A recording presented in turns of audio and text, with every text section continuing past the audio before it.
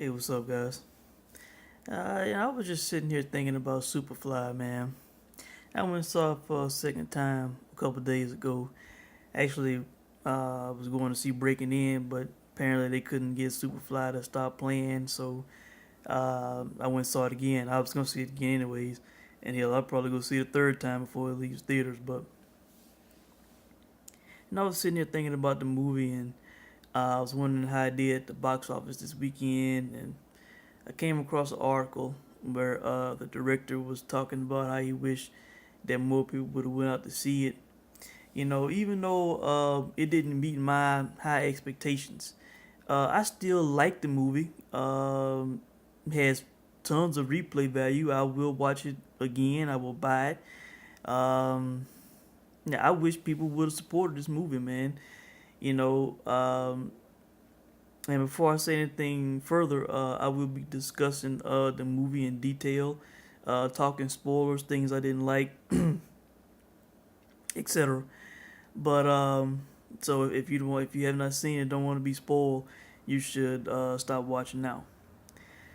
But the movie ended in a way that left the door open for a sequel. And I would have loved to have seen a sequel, man. But the way it's looking, man, it's looking like it's not gonna happen, man. Um, it said it cost 16 million to make the movie. I think it made what 8 million. I think it made 8 million to open the weekend, and I think like up to like 11 million. Maybe a day or two before I'm doing this video. But it should break even. With international, it should exceed hell. With international showings, digital sales, Blu-ray sales, etc. But yeah, I'm really shocked that people didn't go out and watch this movie, man, support this movie. Especially the black community, man. I remember when I went to see this movie last Saturday. I went to the theater, man. I saw all these cars. I was like, damn, and I kind of showed up a little late. I made it in time, to see the movie on time, but it was so many cars there. I said, man, I was like, damn, boy, Superfly must be selling hot, man. And then I go in the theater, man, and shit. It was like, well, like maybe 6, 8 people in there, man. I was shocked. I was like, what? Turns out everybody was hot for the Incredibles too. Something that's not on my radar at all. So, man, I don't get it, man. Like I said, I like the style of the movie. All that, man. The way the characters talk is very realistic. And, that's how I expect them to talk and act in real life. It was a bit over the top and outlandish, which it needed to be with the way they dressed and the snow patrol, guys being so into wearing white, repping the white and all that. I'm waiting to see if people try to do that shit in real life, kids, try to all dress in white and shit, like we did back in the day with Master P and Ice Cream Man and all that. But man, this movie, it started off. It didn't start off with the bang that it should have, man. When he goes to the club, he confronts the guy and his two hitmen or whatever, and that should have been an action scene, man. They should have from the get go. They should have established that this dude was not to be fucked with. That he would kick people's ass, But instead, he just goes in, kind of has a talk with the guy, and just takes the guy's car keys and walks out, man. I'm like, that's it, It's kind of anticlimactic, man. So it didn't start off the way that it should have, man. He should have started off with him. Hell, he should have beat them dudes down, man. You know, it should have been a strong badass opening, and it was not, man. But after that, the movie was doing well. That club scene, that was a great scene. The atmosphere, the setting, the way that everybody was acting in the club and stuff. you know, and then outside when when the jealous guy from the snow patrol was confronting him, you know, that was all that was nice, that whole sequence, the way the action, the way they was fighting, the way he dodged the bullet and shot the girl. Some people might not like that, might think that that was unrealistic the way he kind of moved out of red the bullet or whatever. But you know, I like that, man. I like that.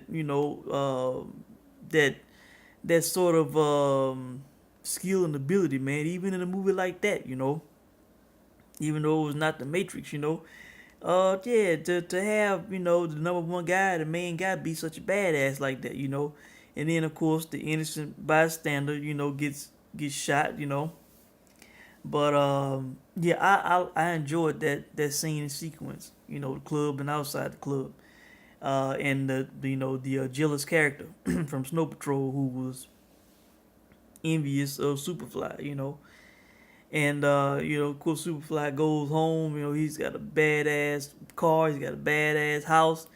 I enjoyed the movie that it was set in Atlanta. Which is kind of I was reading in that article I just read. Originally, it was set in Harlem. I like it being set in Atlanta, man, because that's kind of like that's kind of like the modern spot, for Black USA where it's popping in Atlanta. So, in 2018, so it was a good setting, a different setting, and me being in the South, I like that. So, but I was enjoying the movie, man, but I tell you something else that kind of threw me off. Um, Fab Freddy or Fat Freddy, whatever his name was, the hitman for Superfly's brother, right? And for the Superfly squad. Um, he kills guys from Snow Patrol in cold blood, right? He's ordered by Superfly's brother to, to just go get some revenge for them trying to get Priest, aka Superfly. All right, so so he they basically do it when a drive by. They got out and was shooting these guys, and drove off, and like he goes on to get killed by a dirty crooked cop, right? Now, as it was happening, I gotta be honest, I was not feeling this big time sympathy for Freddy, for Fat Freddy, whatever his name was. I was not feeling sympathy for the guy, man, because he was a cold blooded killer, even though he got harassed by the police, he got brutally killed by this cop in cold blood, I was not feeling sympathy for the guy, man. You know, plus factor in that the guy, he was, he had a side chick. He had two women. He was playing the chick, so he was cheating on his old lady. Then he was a cold blooded killer. So I was not sitting in the theater about to shed a tear for Freddie when he got killed. I was not feeling like, oh, this guy was done so wrong. I just was feeling the shit, man.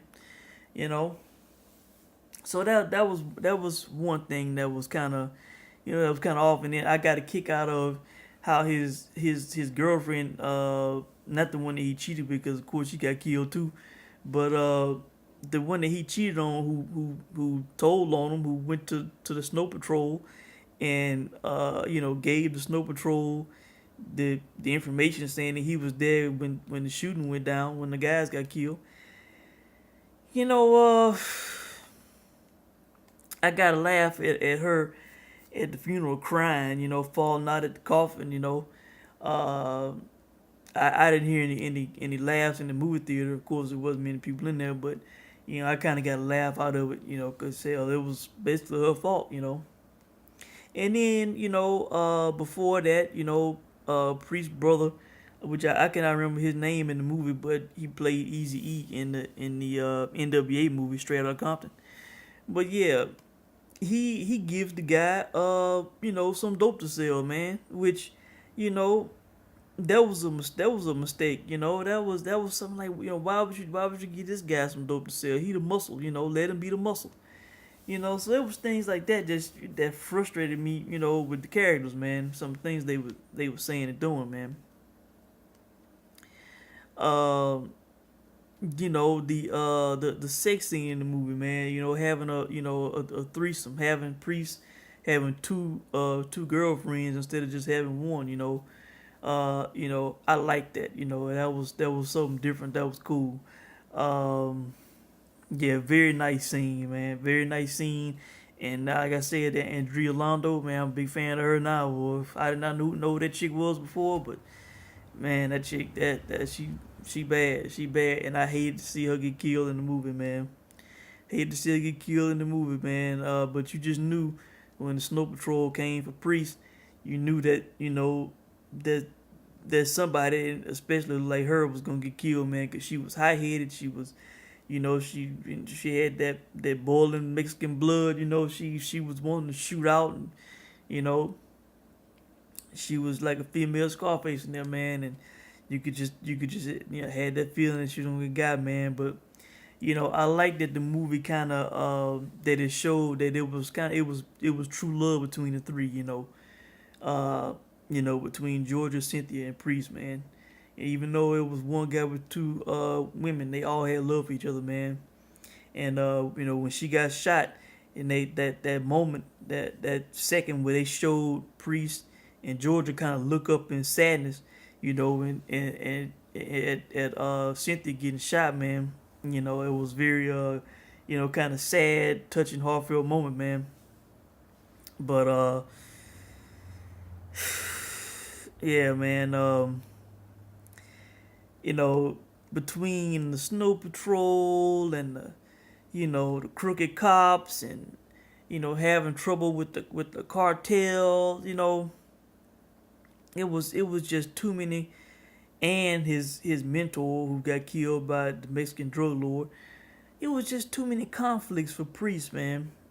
It was too many conflicts, and what I did not like, at the end, of course, him and his brother had to fight at the furniture store, their front or whatever, Uh, and then the brother goes to the Snow Patrol, which I was not buying 100%. And of course, it turned out to not be, legit. And then, the Snow Patrol gonna buy hook, line, and sinker what this guy is saying, and just fell into a trap, man. So that was kind of, stupidity on the Snow Patrol. Again, things that I did not like, man. This guy's gonna walk up in their place and they just gonna not kill him and shit. Take his word and then all get taken out. You know, um, so that, man, and then overall a lack of action, man. It was a great, after Priest left after Cynthia got killed and they left that place, and the boss of the Snow Patrol, was chasing him in the Lamborghini. Priest was in his Lexus, the LC 500. That was a great scene, man. And then the other guy in the Escalade following behind. All that was great scene. It was great action. But it should have been more of that, man. More car chasing, more shootouts, more fights. That's what I would have enjoyed more, man. It felt more like a drama than action. And but the trailer of the movie, man, looked like some of the most bad, some of the best action you ever seen, man. Where cars were flying and shit, man. You know, but really just turned out to be all from one scene it appears. So, um, so that a lack of action, man, and the characters, some of the things that they did, and the end of the movie, man. You know, Priest seemed to settle all his conflicts very swiftly, man, and not all by himself. He got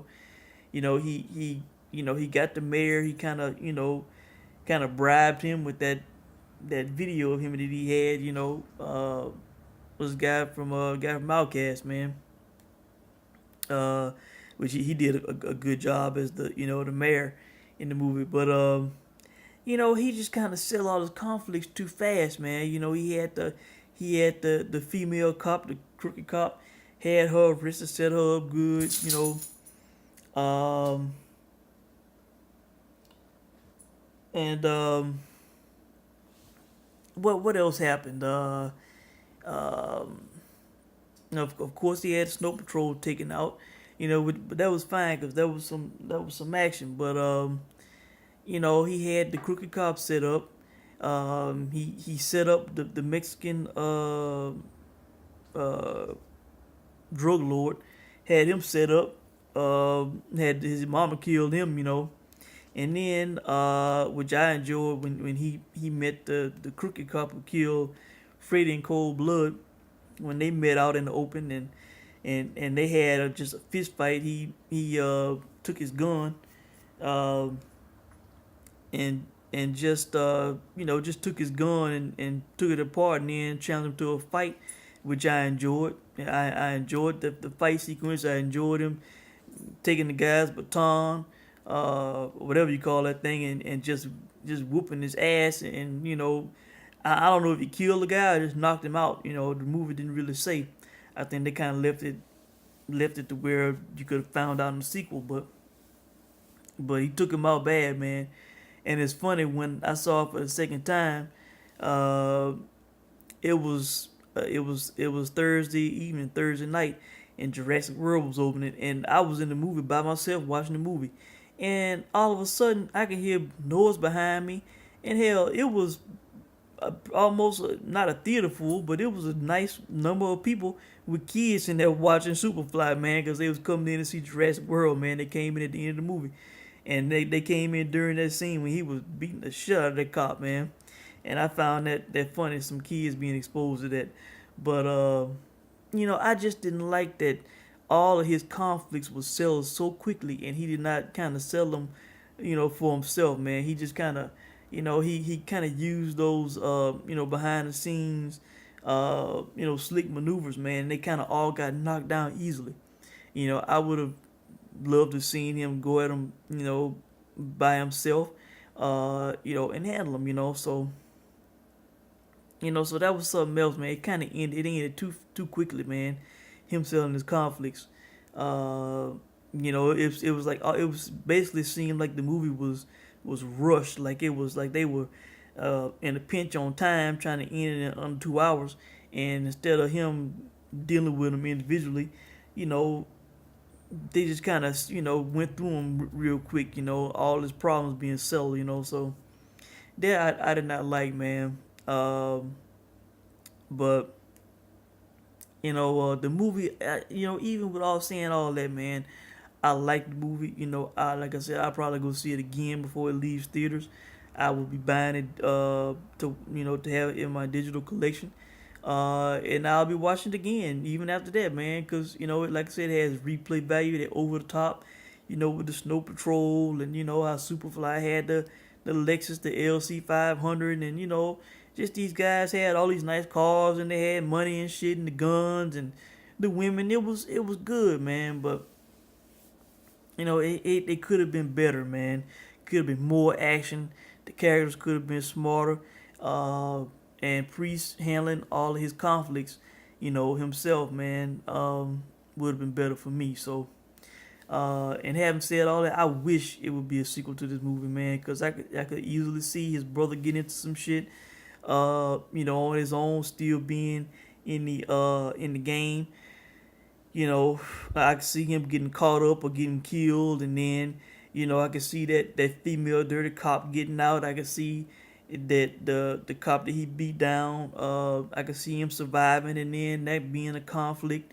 I could see maybe the mother from the Mexican cartel. Maybe she wanted to get at him or something. So and if it was somebody from the Snow Patrol, or some relative of the Snow Patrol, somewhere else who wanted to get at them also. So, you know, this could have been opening for and an option for the sequel, man. But it would have to make some major money, in digital sales or something, man. Some kind of big time cult following after the movie for it to be a sequel, man. Trevor Jackson on 21 years old. You know, it was room. It was room for a sequel, man.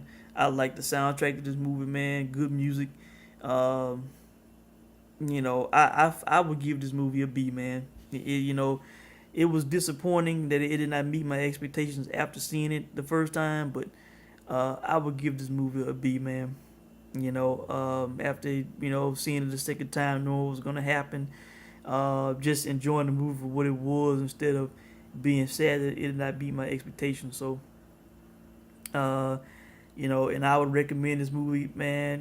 But this is, I think, a case and situation where maybe it wasn't the big time interest from the public, which I'm kind of shocked at. I thought this movie would have been supported. I thought this movie would have made good money, man. I could have seen this movie having a $20 million opening weekend, and having a strong second weekend, man. But I guess a lack of interest, and also factor in people bootlegging illegal streaming movies and stuff like that, man, which I don't support.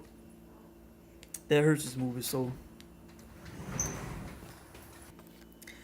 that's it, guys. I recommend it, man. Check it out. So let me know what you guys think, and I will check in with y'all soon, man. Thanks for watching.